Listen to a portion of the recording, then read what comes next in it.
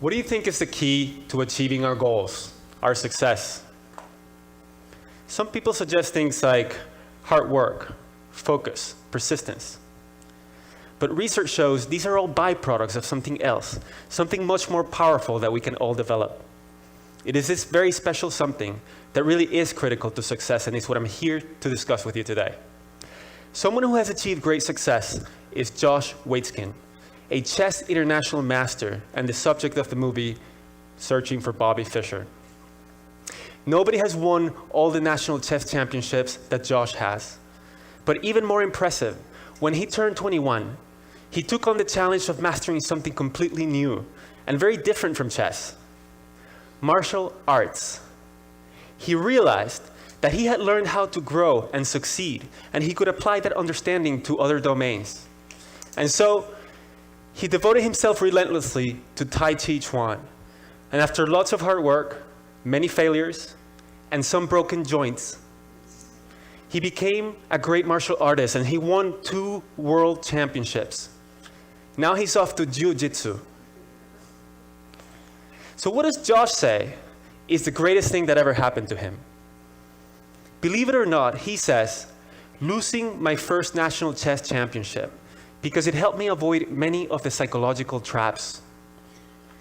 The key trap that Josh avoided was believing that he was special, that he was smarter than other people, and that he didn't have to work hard. He could have thought of himself as a prodigy, but he doesn't think that he has extraordinary intelligence. He says, the moment we believe that success is determined by an ingrained level of ability, we will be brittle in the face of adversity.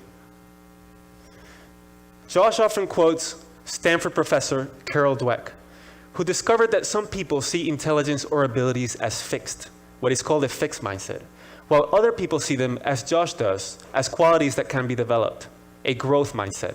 More important, Dr. Dweck discovered that these 2 different mindsets lead to very different behaviors and results. In a study she did with Dr. Lisa Blackwell, several hundred 7th graders were surveyed to determine which mindset each student had, and then they were tracked for 2 years.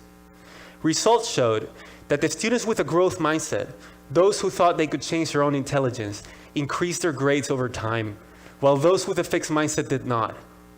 You can see the trend. The gap in performance just widens and widens over time. The difference between these 2 groups?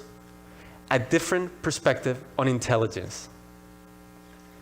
Other studies have shown similar effects for our mindset about other abilities, like problem solving, playing sports, managing people, or anything else you'd like. Dancing la Macarena. The key to success is not simply effort or focus or resilience, but it is the growth mindset that creates them. The mindset itself is critical. Research shows that when we directly try to build grit or persistence, it is not nearly as effective as addressing the mindset that underlies them. How many of us think of ourselves as not math people, or creative, or sociable, or athletic, or conversely, that we're naturals? If we're to fulfill our potential, we have to start thinking differently. We have to realize that we're not chained to our current capabilities.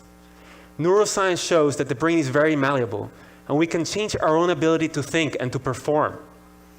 In fact, many of the most accomplished people of our era were thought of by experts to have no future. People like Charles Darwin, Lucille Ball, Marcel Proust, and many others. But they, along with all great achievers, from Mozart to Einstein, built their abilities. But the key insight that I would like you to walk away with today is that when we realize that we can change our own abilities, when we have a growth mindset, we bring our game to new levels. So how does a growth mindset do that? It turns out that there are physiological manifestations to mindset. Brain scans show that for people with a fixed mindset, the brain becomes most active when receiving information about how the person performed, such as a grade or a score. But for people with a growth mindset, the brain becomes most active when receiving information about what they could do better next time. In other words, people with a fixed mindset worry the most about how they're judged, while those with a growth mindset focus the most on learning.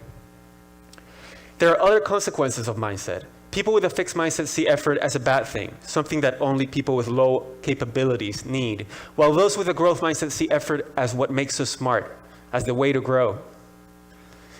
And when they hit a setback or failure, people with a fixed mindset tend to conclude that they're incapable. So to protect their ego, they lose interest or withdraw. We observe that as lack of motivation, but behind it is a fixed mindset.